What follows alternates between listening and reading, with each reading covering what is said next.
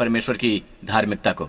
आमीन। यीशु के नाम की स्तुति हो। मेरी बात ध्यान से सुनिए। अब देखते हैं 2 कुरिन्थियों 3 में इस रहस्य को, और ये लोग इससे क्यों वंचित रह गए। वो निष्ठावान हैं, पर वो अभी भी, आप पाएंगे, अभी भी मृत्यु के अधीन है। जी हाँ, मृत्यु के, जबकि बाइबल ये स्पष्ट कहती है कि हम आजाद कर दिए गए हैं। आमीन। ये नहीं कि हम अपने आप को इस योग्य हैं कि अपनी ओर से किसी बात का विचार कर सके, पर हमारी योग्यता परमेश्वर की ओर से है। तो पौलुस बहुत स्पष्ट है ये कहते हुए कि हम योग्य नहीं हैं, पर आपको पता है कि ये योग्यता खुद परमेश्वर से ही आती है। यदि नहीं तो हम प्रभु के सेवक हो ही नहीं सकते। हम किस तरह के प्रभु सेवक हैं? जिसने हमें नई वाचा के सेवक होने के योग्य भी किया, शब्द के सेवक नहीं वरन आत्मा के। शब्द के सेवक नहीं बल्कि आत्मा के, क्योंकि शब्द मारता है पर आत्मा जिलाता है। अब हमारे पास ये शब्द है मारता, शब्द मारता है। तो यहाँ पर शब्द कौन सा है? ध्यान से देखिए, अगला ही वचन हमें बताता है, और यदि मृत्यु की ये वाचा शब्द है मारना शब्द के लिए, तो अभी अभी ये हमें बता रहा है व्यवस्था के बारे में कि 10 मारती हैं, पर आत्मा का वाचा यानी अनुग्रह आपको जीवित करती है। बहुत साल पहले प्रभु ने मुझसे कहा, दंडाज्ञा मारती है पर आत्मा जीवन देता है। दंडाज्ञा मारती है पर आत्मा जीवन देता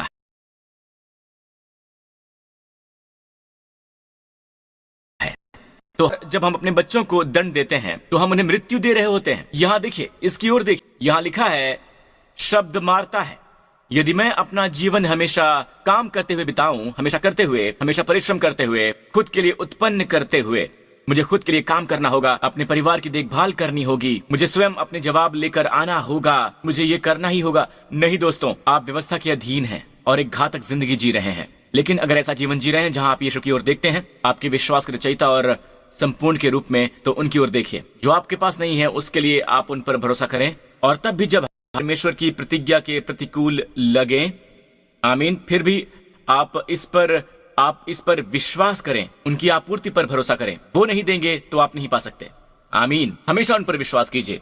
इसे कहने का एक और तरीका भी है, व्यवस्था मांग करती है, वो आदेश देती है, तू नहीं करेगा, तू नहीं करेगा, तू नहीं करेगा, तू नहीं करेगा, पर अनुग्रह आपूर्ति करता है। परमेश्वर कहते हैं, मैं करूंगा, मैं करूंगा, मैं करूंगा। आमीन। आप किसके प्रति ज्यादा सचेत हैं? आमीन। उनमें से एक घातक है, शब्द मारता है, दूसरा यानी आत्मा जीवन देता है, जीवन। आमीन। तो यहां ये लिखा है शब्द मारता है पर आत्मा जीवन देता है। और फिर अगला वचन 7 में लिखा है, यदि मृत्यु की वाचा। आप जानते हैं सेवकाई, सेवकाई का मतलब है हम सेवा कर रहे हैं, हम बाहर दे रहे हैं, या हम प्रदान कर रहे हैं।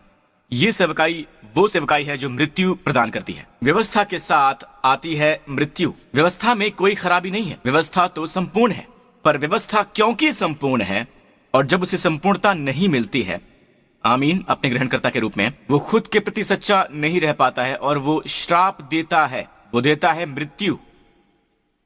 तो ये डिजाइन हमें मन में रखने की आवश्यकता है, ये हमें समझने की आवश्यकता है। मैं जल्दबाजी नहीं करना चाहता, मैं आपको बस ये शास्त्र वचन में दिखाऊंगा कि बहुत से विश्वासी अब भी इस तरफ हैं और फिर भी वो सोच रहे हैं कि क्यों मृत्यु उनकी भावनाओं में काम कर रही है, मृत्यु उनके मनों में काम कर रही है, मृत्यु काम कर रही है उनके संबंधों में, मृत्यु काम कर रही है उनके शरीरों में, मृत्यु काम कर रही है उनके जीवनों में। ऐसा क्यों है? अगर आप उन्हें कहते हैं कि व्यवस्था को हटा दो, तो वो कहेंगे कि तुम व्यवस्था कैसे हटा सकते हो?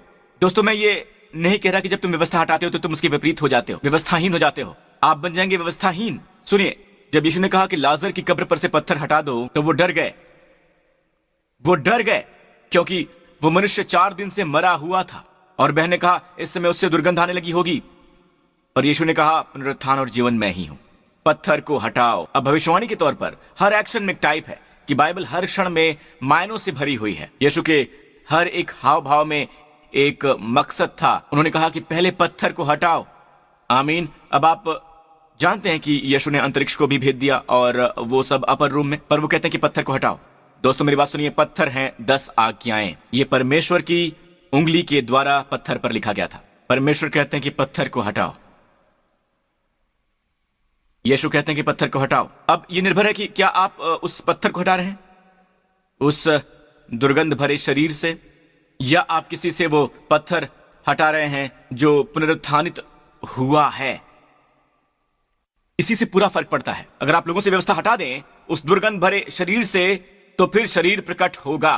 पर अगर आप व्यवस्था को हटाएं उन लोगों से जिनमें पवित्र आत्मा है, पुनरुत्थानित आत्मा, आमीन, हम सब पुनरुत्थानित आत्मा है, हालेलुया। आप व्यवस्था हटाइए तो आप आएंगे पुनरुत्थानित तेज के साथ में, आमीन, हालेलुया। धन्यवाद यीशु।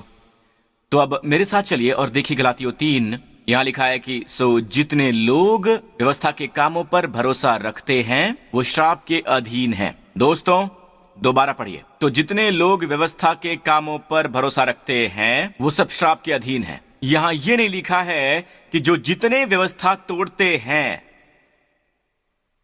तो हम मान लेते हैं और उसे पढ़ते हैं वचन में। यह वचन कहता है जिस क्षण आप व्यवस्था के कार्यों के अधीन होते हैं, जिस क्षण आप रवैया अपनाते हैं अपनी धार्मिकता के लिए, अपनी पवित्रता के लिए, अपनी आशीषों के लिए, व्यवस्था के आधार पर, और आप इस तरह से अंदर ही अंदर व्यवस्था पर भरोसा रखते हैं, आप व्यवस्था के लिए लड़ते हैं, आप उसके लिए स्थिर खड़े रहते हैं, और बाइबल कहते हैं कि आप तुरंत ही श्राप के अधीन हो जाते हैं। जो कोई व्यवस्था की पुस्तक में लिखी हुई सब बातों के करने में स्थिर नहीं रहता वो श्रापित है।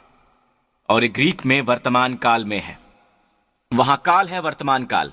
अगर आप इसके बारे में सोचें, वो विश्वासियों को लिख रहा था, तो वो विश्वासी जिसे किसी श्राप के अधीन नहीं होना, वो भी श्राप के अधीन हो सकता है। जिस पल वो वापस व्यवस्था पर आता है वो श्राप के अधीन हो जाता है। फिर वो सोचते हैं कि क्यों परमेश्वर की आपूर्ति नहीं देख रहा हूं, मैं उनकी प्रतिज्ञाओं का प्रकटीकरण अपने जीवन में क्यों नहीं देखता हूं, मैं क्यों नहीं अपने जीवन में जीवन को द्वेलित होते देखता हूं। और अपने जरिए जब यीशु ने मेरे जीवन और जीवन के बहुतायत की प्रतिज्ञा की थी, ये कहां है? जब किसी पर श्राप होता है तो लगता है जैसे हर काम जो वो करते हैं बस जम जाता है। जैसे बाइबल कहती है यिर्मयाह के बारे में कि वो जो आशीषित हैं सूखे के वर्ष में भी, और ये सूखे का वर्ष है कि नहीं जो आज हो रहा है, सूखे के वर्ष में भी बाइबल कहती है कि वो फल पाना बंद नहीं करेगा। आशीषित मनुष्य पर श्रापित मनुष्य, बाइबल में लिखा है कि वो तब भी नहीं देख पाएगा जब अच्छाई उसकी तरफ आती है। जब अच्छाई उसकी तरफ आती है तब वो उसे देख नहीं पाता है। इसलिए दोस्तों बड़बड़ाना एक संकेत है। दोस्तों मैं ये कहना नहीं चाहता हूं अगर वो श्राप के अधीन नहीं है, बस मैं कह रहा हूं कि ये एक श्रापित जीवन शैली है कि हर समाधान में समस्या पाते हैं। हम हमेशा उनका भरोसा करते हैं कि हर समाधान में समस्या ढूंढ लें। आप उनका भरोसा नहीं कर सकते हैं कि वो हर समाधान में समस्या ढूंढ लेते हैं। आमीन, आप उन्हें समाधान बताइए वो समस्या ढूंढ लेंगे। उनमें हमेशा नेगेटिव ही होता है, यहां तक कि हमारे देश के लिए भी। चलो अच्छाई की घोषणा करना शुरू कर दें, हम अच्छाई देखना शुरू कर दें, अपने देश को सेलिब्रेट करना शुरू करें। आमीन, परमेश्वर की स्तुति हो। तो अच्छा आदमी वो आदमी है जो आशीषित है, बाइबल कहती है। आमीन। सूखे वर्ष में भी उनके विषय में कुछ चिंता न होगी, क्योंकि वो तब भी फलता ही रहेगा, उसके पत्ते हमेशा हरे ही रहेंगे। वो स्वास्थ्य की बात करते हैं, वो हमेशा हरे रहेंगे, हमेशा जवान और स्वस्थ रहेंगे।